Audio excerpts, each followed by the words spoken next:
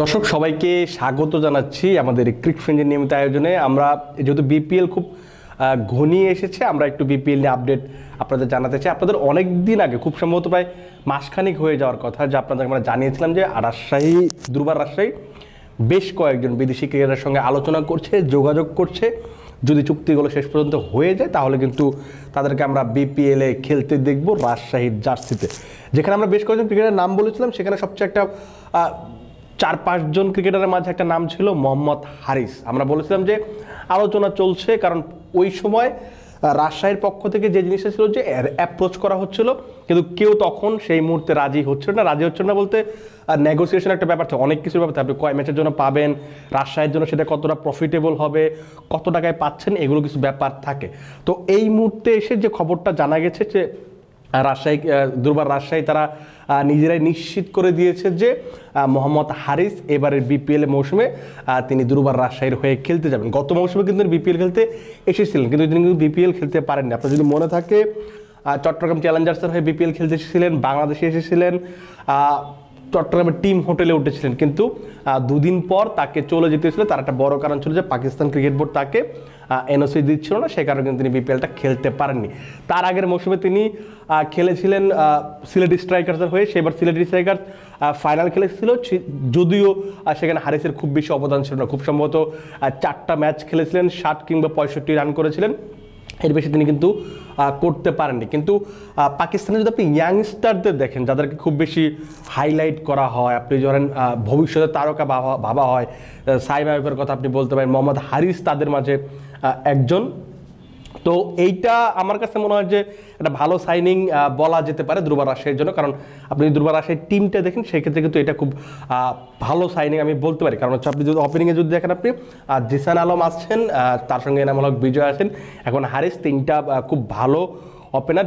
Jisan Alam last যে NCL টি20টা, মানে যেটা এখনও চলমান, যদি এখনো ফাইনাল হয়নি, আর সেখানে কিন্তু খুব ভালো ব্যাটিং করেছেন, সেঞ্চুরি পেয়েছেন, 50 পেয়েছেন, এবং তার যে ব্যাটিং অ্যাপ্রোচটা সেটা কিন্তু রাজশাহীকে খুব বেশি আশাবাদী করে তুলবে। আর এনামুল হক বিজয়ের কথা যদি বলেন, তিনি একটা সেঞ্চুরি পেয়েছেন, যদিও বাকি ম্যাচগুলোতে তার কাছ থেকে যে প্রত্যাশাটা থাকে সেটা তিনি পূরণ করতে পারেননি। আপনি যদি গতবার খুলনা টাইগার্সের হয়ে দেখেন, সেখানে কিন্তু তিনি ভালো খেলেছিলেন। সো তার কাছেও কিন্তু ওই এক্সপেকটেশনটা থাকবে। সো তিনটা ওপেনার আমার কাছে মনে হয় যে সলিড একটা ওপেনিং পেয়ার হতে যাচ্ছে এখান থেকে।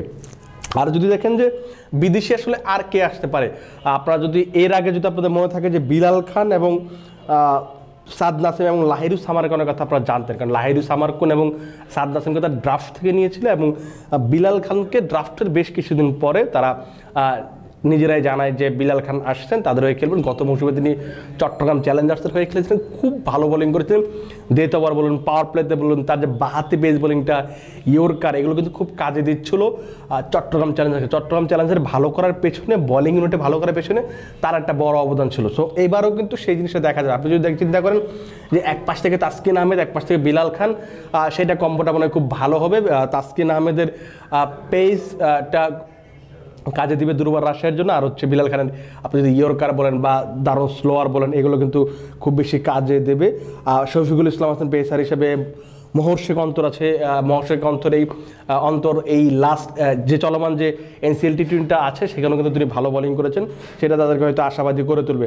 আপনি যদি বিদেশি, আমার কাছে যে তথ্যটুকু আছে যে বিদেশি আরও 2-1জনকে তারা আরও অ্যাপ্রোচ করছে, যতটুকু আমি নিশ্চিত হতে পেরেছি যে আরাফাত মিনহাস এবং রায়ান বাল, এই দুজন মোটামুটি চুক্তি হয়ে গেছে। তারা হয়তো খুব শীঘ্রই এগুলো আসলে অফিসিয়ালি ঘোষণা করবে।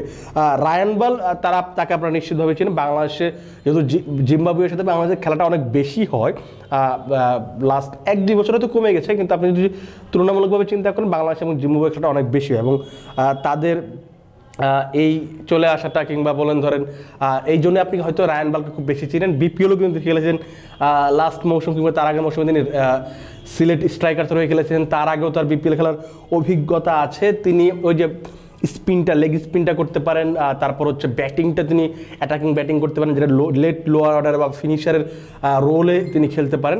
সেইটা যদি তিনি পারফর্ম করতে পারেন তাহলে কিন্তু রাজশাহীর জন্য খুব ভালো একটা ব্যাপার হবে। কারণ আপনি যদি সেই জায়গাটাতে দেখেন, সেই জায়গাতে কিন্তু তাদের খুব বেশি অপশন নেই। আপনি হয়তো সেখানে ইয়াসের আলী রাব্বিকে আপনি ব্যবহার করতে পারেন, কিংবা হচ্ছে SM মেহেরব হাসান, তাকে হয়তো ব্যবহার করতে পারেন, কিন্তু রায়ান বালের মতো যদি অভিজ্ঞ কেউ থাকে সেটা কিন্তু আপনাকে অনেক কাজে দিবে বলে আমার যতটুকু ধারণা হচ্ছে। সেটা এই দিক থেকেও মনে হয় যে রায়ান বাল সাইনিংটা খারাপ না। কারণ এটা কেন খারাপ না, আপনি হয়তো বলতে পারেন যে জিম্বাবুয়ের একজন ক্রিকেটার রায়ান বার্লের মতো এই লেভেলের একজন ক্রিকেটার আসলে এত ভালো সাইনিং কেন হয়। আপনি যদি একদিন চিন্তা করতে হবে যে এই মুহূর্তে আপনার কাছে অ্যাভেলেবেল অপশনগুলো কী আছে, যেহেতু এশিয়া T20 চলবে কিংবা IL T20 চলবে, তার সঙ্গে আবার নিউজিল্যান্ডের সুপার স্ম্যাশ, অস্ট্রেলিয়ার বিগ ব্যাশ, এই 4টা লিগের পাশে আপনি BPL আয়োজন করছেন।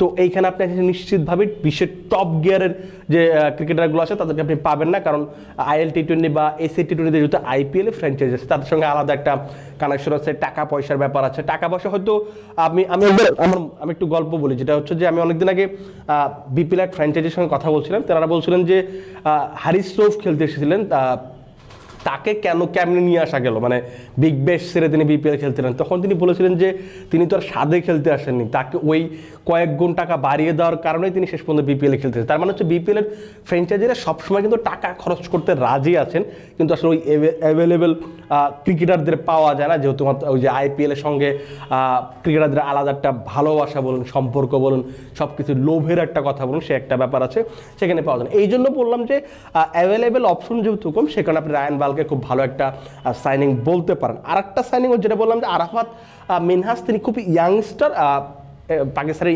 আন্ডার-19 ক্যাপ্টেন ছিলেন, বাংলাদেশে খেলতেছিলেন খুব সম্ভবত পাকিস্তান আন্ডার-19 হয়ে বা এই দলের হয়ে, আমার যতটুকু মনে পড়ে। তিনি ইতিমধ্যে পাকিস্তানের হয়ে খেলে ফেলেছেন বেশ কয়েকটা ম্যাচ, 4টা T20 খেলে ফেলেছেন, যেখানে তিনি ব্যাট হাতে 60টা রান করেছেন, বাহাতি স্পিনে তিনি 4টা উইকেট নিয়েছেন।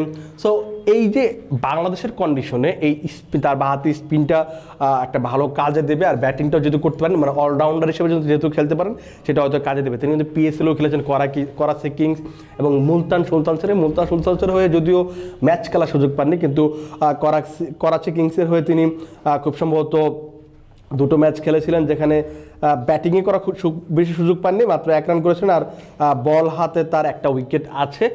এই হচ্ছে আরাফাত মিনহাজের পারফরমেন্স। আমার কাছে মনে হয় যে এখন পর্যন্ত যে দুর্বার রাশের মানে বিদেশি কালেকশনগুলো আপনি যদি একদম প্রথম দিকে চিন্তা করেন, শুধুমাত্র সাদ নাসিম এবং লাহিরু সামারকুন, সেই বিবেচনায় এখন একটু একাদশ সাজাতে সহজ হবে, এবং হচ্ছে এখনকার দিক থেকে ওই লাহিরু সামারকুন আর সাদ নাসিমের চেয়ে নিশ্চিতভাবেই বিলাল খান, হারিস, রায়ান বাল এবং হচ্ছে আরাফাত মিনহাজ খুব ভালো সাইনিং। এখন দেখা যাক মাঠের ক্রিকেট আসলে কি করতে পারে। তারা হয়তো আরও 2-1 বিদেশি ক্রিকেটারের সঙ্গে আলোচনা করছে, এইটা এখন পর্যন্ত আসলে নিশ্চিত করা যায়নি যে কাদের সঙ্গে আলোচনা চলছে, কারা হয়তো দলে জায়গা পাবে বা কাদের সঙ্গে আসলে চুক্তিটা শেষ পর্যন্ত করা হবে, এটা এখন পর্যন্ত নিশ্চিত হওয়া যায়নি। আমরা চেষ্টা করব যে আপনাদেরকে সবার আগে এই তথ্যগুলো দেওয়ার জন্য, যেহেতু BPL মৌসুম, BPL এর সব খবর যেহেতু আমরা সবার আগে দেব, এবং এই জন্যই আপনাকে BPL এর এই আগামী 1-1.5 মাস যত আপনি ক্রিকেটের খবর জানতে চান, BPL এর খবর জানতে চান, সেটা জানার জন্য অবশ্যই আমাদেরকে ফলো করতে হবে, ইউটিউবে সাবস্ক্রাইব করতে হবে, ফেসবুক আমাদের ফেসবুক এবং ক্রিকফ্রেঞ্জির সঙ্গে থাকুন।